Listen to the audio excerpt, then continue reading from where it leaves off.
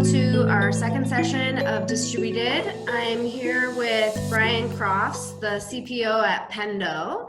He's going to be talking to us today about building and scaling innovation systems.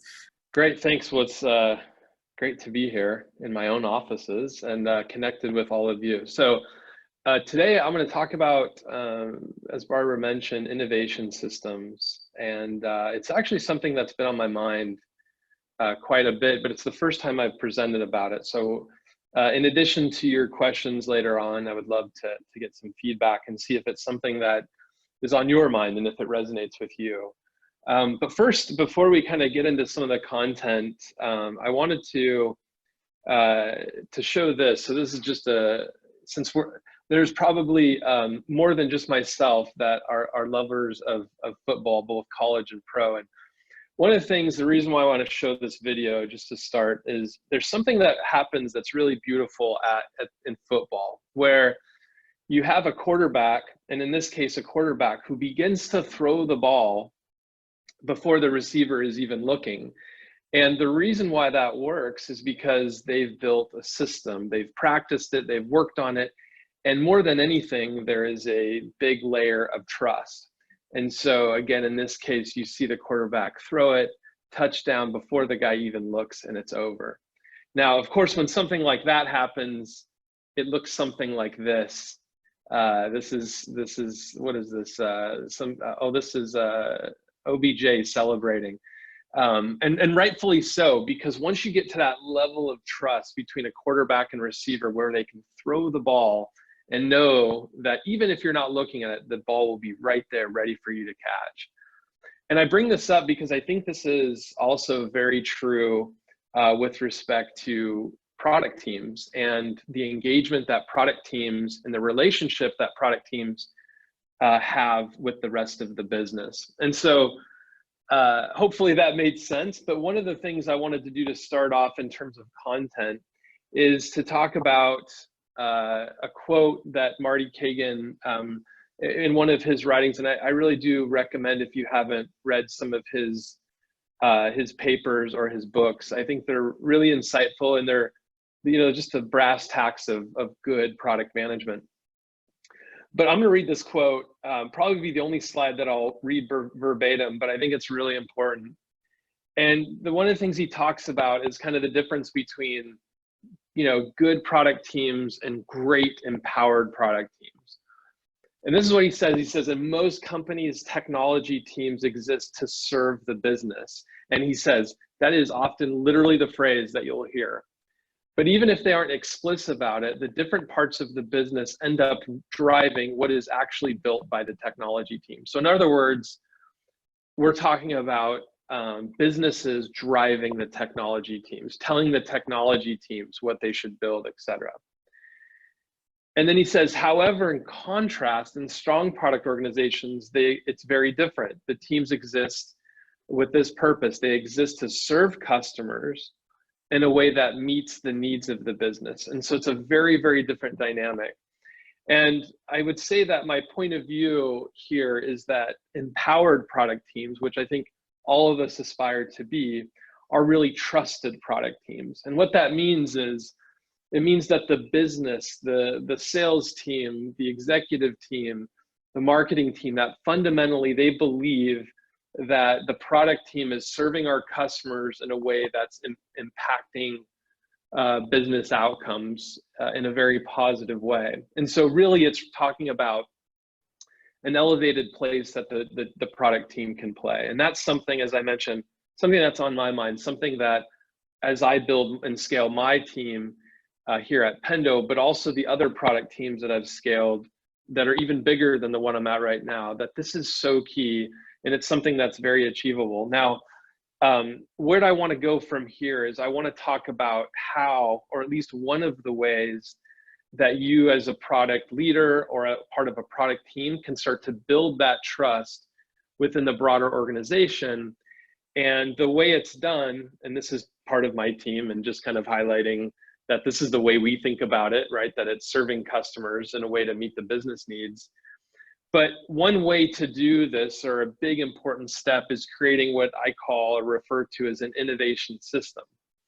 And so what I want to do for the next 20 minutes or so is to go through and talk about the innovation system that myself and my leadership team and the product team have been developing over the many months. And like I said, would love to get reactions, would love to get feedback, and obviously want to answer any questions. So I want to go through, again, what our innovation system here is at Pendo, and then break it down and stay at the theory level for a minute, but really quickly get down to the brass tacks, and whether it's the tools we use, some of the processes that we have, so that you can think about your system and think about the ways that you can build that trust within the organization to really lead the company. So number one is obviously strategy, and strategy for me, in terms of, if I think about some of the deliverables, it's roadmap, it's design principles, prioritization principles. So kind of making that black box of how we prioritize much more transparent. And then of course, strategy includes a big part of how we allocate our resources against priorities. And so I'll talk about that for a minute as well. And then the second thing is, second and third are really about discovery and delivery, which is kind of the fundamental role as a product team and a big part of our innovation system. So we think about it in terms of opportunity briefs, which I'll get into, the lost art of developing insights and building an insights repository.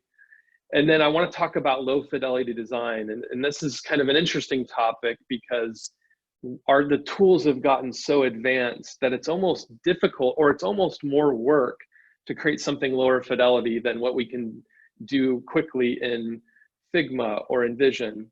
And then third, delivery, which I think is obviously something we're all familiar with, is just the hyper focus on making sure that we are delivering quality product on time against the roadmap.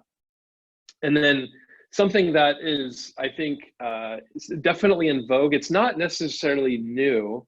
It's always been a capability, but it's really evolving into a function, or in the way I'm framing this here as part of our innovation system, is this idea of product operations, which includes a focus on delivery status, launch readiness, the idea of collecting all the feedback and insights from internal stakeholders, as well as from current customers, and even to understanding why we win and lose deals.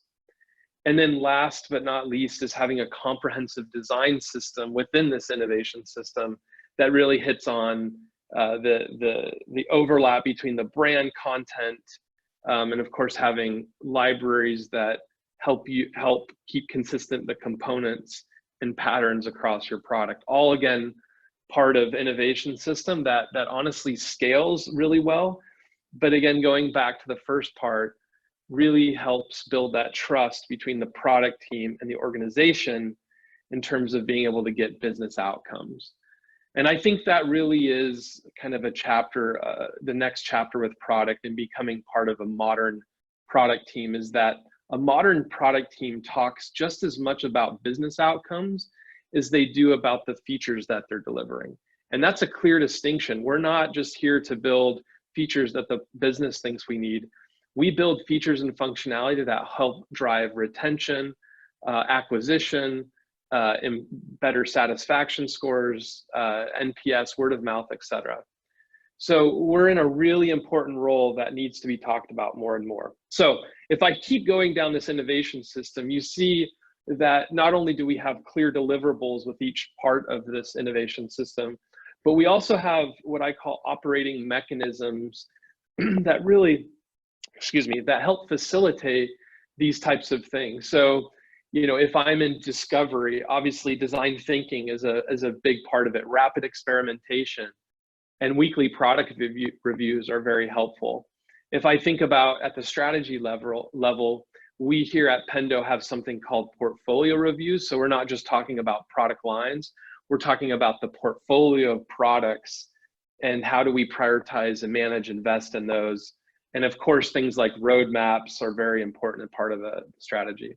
So I'll spend a little time on each of those. I think the other kind of important thing to call out, and something that people, I think, always like to talk about it, because as product teams, and technology teams, we love talking about technology that we're using to actually enable something like this design system. So you can see, I'm not going to go through it, but I will highlight a few later on, just the extensive set of products that we use. This isn't all of them, but I would say, you know, when I have to kind of pull up and shoot and say, when I'm doing discovery work, what are the apps that I use?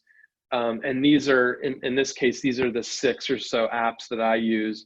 When it comes to product ops, there's definitely some overlap, but you see differences like Salesforce and Confluence and Gong and things like that. And then of course, with our design system, you see very different things like Vue, as well as Storyboard, that helps us build that component library and those assets and those systems to really accelerate the pace of development and design. So the first one, and by the way, just kind of for sake of time, I'm only going to hit on kind of the areas that I think, if I kind of take a step back and say, as I meet with a lot of different product teams, and I meet with a lot of product teams, where are the areas that I feel like there could be biggest improvements relative to an innovation system. And so I want to talk briefly about strategy, and then I'm going to talk about discovery, because I do think it's becoming a bit of a lost art. And then I want to highlight something that's a bit newer in terms of a function or a role, which is product ops. So we'll kind of go through each one of those. And then if you want to hit me up later, whether it's through the AMAs or LinkedIn or Twitter or whatever, if you want to go a little deeper on delivery or design system, I'm also happy to talk about that. So with respect to strategy, there's a couple of things that I want to talk about. Now, first is roadmap, and you're like, well, gosh, that's the most basic thing you could talk about. But one thing that I see people miss all the time is they don't treat the roadmap as the tool or the way that they truly can communicate and inspire and get excited the broader organization about what we're doing. In other words, when I talked about that trust, roadmap is one of the best ways to demonstrate that we are working on exciting things that are going to help you do your job and to get us business outcomes. So a couple of things to think about. Number one, framing is very important. So when I talk about my roadmap, I hope I focus on the pain, the opportunity, and those are relatively, safe, but also like talking about why I'm personally excited about this new feature capability, and kind of unpacking the why behind that, I think is very, very helpful. And then what we also educate the business on when we go through our roadmap is just how we categorize our big bets. So in some certain situations, we still are lacking some parity, where we're saying, look, in order to be competitive in the market, we need to make sure that we have entry level requirements. And those, as you get more mature, those start to diminish, but parity changes and evolves and advances all the time. And then we like to think about it in 2x and 10x innovation. 2x described as we win every competitive deal, and 10x being we actually redefine the market, which is really exciting. And again, that gets people very excited. On the right, this is just something that I've been talking a lot about lately, which is when you think about your internal roadmaps that you go and roadshow with your different departments, which I really recommend, because different departments have different questions and they process it differently. But I like to think about it less Gantt charts and more pictures. So of course, timing and delivery and when it's going to be available is important, and that's included, but that's for consumption at your desk. What I want to do in front of the company or in front of different departments is talk about or show pictures and tell stories. And so think of it as like the picture book of your strategy, and that can be really helpful. The other thing that I see people missing a lot is being very explicit about your design principles. And this is at the 30, 40,000 foot level, just like the roadmap, but it helps break down some of the opaqueness, the black box that is prioritization for a lot of product teams. And so think about ways you can describe how you think about prioritization, how you think about your designing your app. And so in our case, and the other thing that I call it here is think about it in 1 to 2 words. So that's really helpful for organizations to recall or to think about, or if it's a sales team, they can say, look, our number, the way we build our product is we make sure it's fast and easy, and that's even more important than some of these other things. And so you can see on the right, like a couple of descriptions, fast, our design principle is that speed and performance actually trump usability and utility. In other words, I could have the best usability and the best feature, but if it's slow and it hangs up all the time, it's not good. So we got to be fast. And then go to all the way to the bottom, open. We want to make sure as we're building and we're designing that we're thinking about extensibility. We're not just thinking about web, we're thinking about for all devices, all modalities. So again, this is helpful in unpacking and making your prioritization process a bit more transparent. Okay, so a couple of things on discovery, and then we'll move on to product ops. So in the case of discovery, I want to bring this up, which is, and I mentioned this quickly earlier, but in today's prototyping world, with some of the tools and things that we have, and maybe I'm too old school on this, so I'll acknowledge that. But one of the things that we do sometimes is we show because it's so easy to create a high fidelity, especially when you have component libraries and design libraries, it's so easy to build something that looks ready to ship. And the problem with that is that people then are reluctant when you're sharing with customers to give feedback or to be critical because they don't want to be offensive. And so even though it takes more time, I'm a huge fan of still sketching out my ideas. Now I do this on my iPad Pro. I use a tool called Procreate. I love it. And I'm able to pretty quickly, not as fast as some of the other tools, create mock-ups. And it's my handwriting, it's my lines, and it allows people to destroy it, to say that's wrong, that's stupid, that's bad, because they look at it and they go, oh, he spent 5 minutes on that. And so I still kind of want to bring that back and making sure that we're sketching just as much as we are on our computers.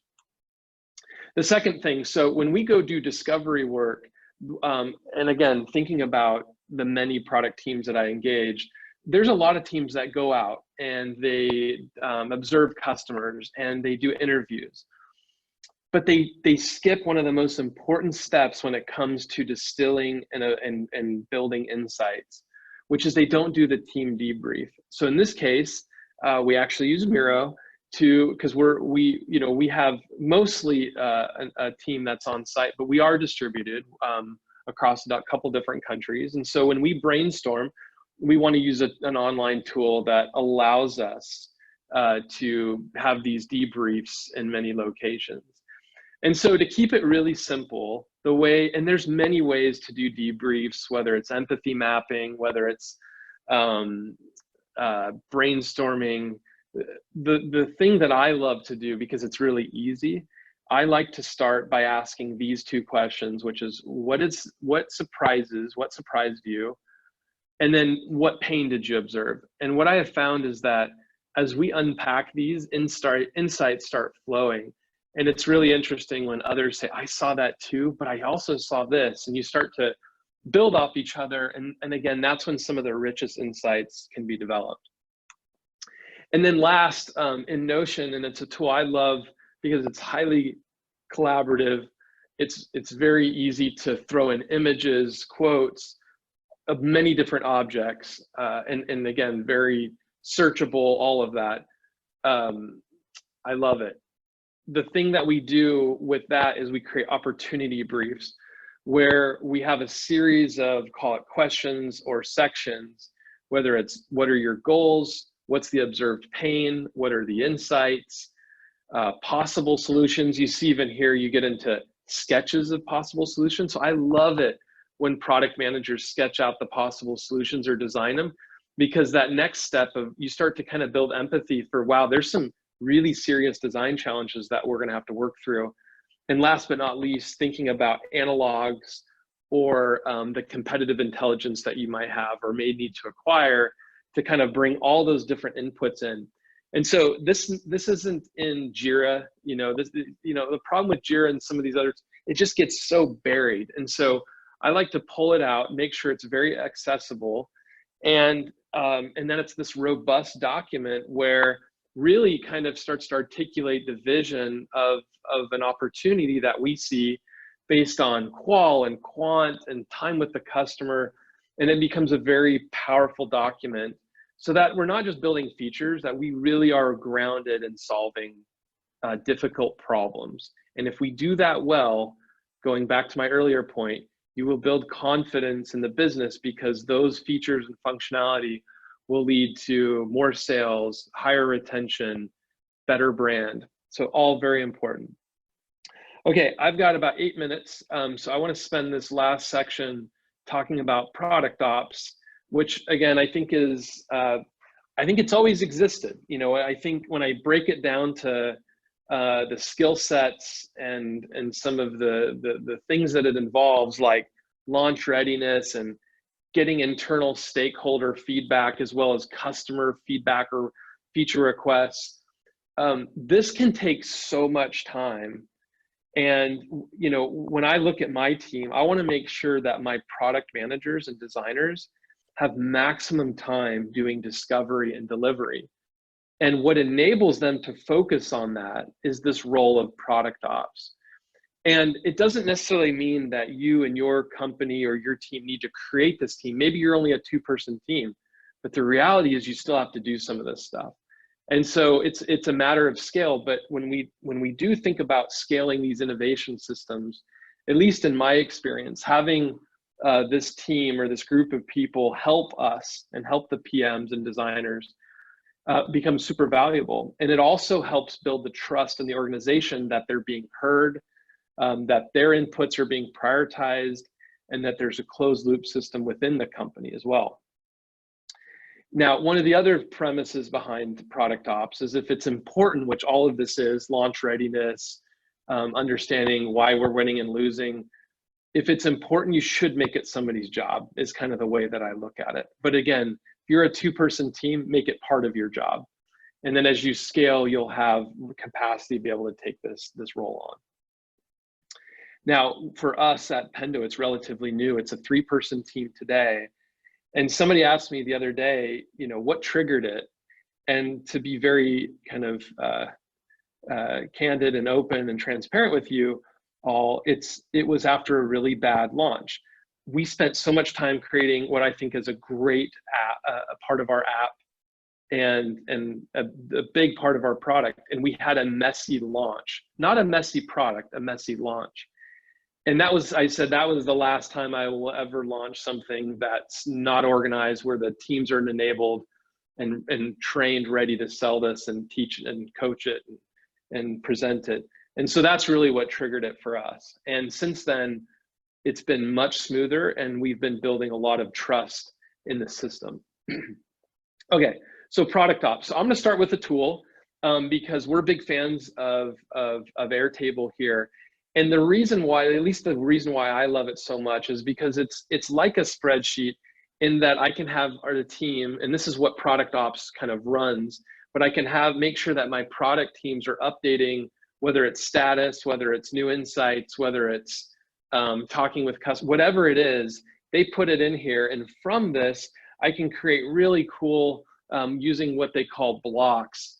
Blocks are basically an automated way to, as you go from a spreadsheet to automatically, where you're not getting into pivot tables and stuff like that, but you're creating, as you're developing the spreadsheet and putting in the inputs, you're developing these things called blocks, which are these turnkey reports that then when we do our weekly product team updates, we're able to go through this.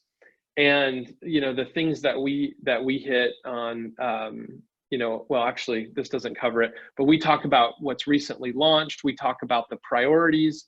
I actually have this switched up, so let me read this on the right. So top priorities by PM, highlighting what's recently launched,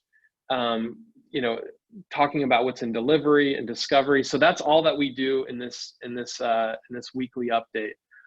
And then on the next thing, in terms of product ops, and again, ignore what's on the right. I must have transposed these two. But what's on the left here is all these different tools and systems that product ops uses to be able to do things like making sure that we understand what's contract and committed in terms of features, new business needs, at-risk customer needs, feedback and requests from our customers, internal requests, and things like NPS drivers. And so you can see we use Airtable to log all these things and have that as a system of record. Of course, we use our own tool, Pendo Feedback, to be able to capture all the internal feedback as well as product and feature requests from our customers. We use Salesforce to understand our win-loss data. And of course, we look at things like NPS to see what's driving word of mouth or not. And so all these different tools, and again, this is just a sample, and the idea of product ops is to kind of bring all these together and to help make sure that we're really organized so that we can have great product launches. We can make sure that we're never surprised in terms of a commitment that's been made by sales that doesn't show up on our roadmap. And so these are all kinds of things that product ops really helps us stay focused on so that we can just run like a smooth machine. And like I said before, if we do this, and if we do this in a way that enables these types of conversations, enables or at least builds trust that sales knows that we know what's important to them, why we're winning deals, why we're losing deals, having effective product launches, making sure we're spending enough time on discovery and delivery, and that really that whole system of that innovation system allows you to make sure that you've got all the pieces and parts to not only be able to scale, but to build that trust with the organization, and to talk more about business outcomes and talk less about features that you're launching. So with that said, I think I'm right at time.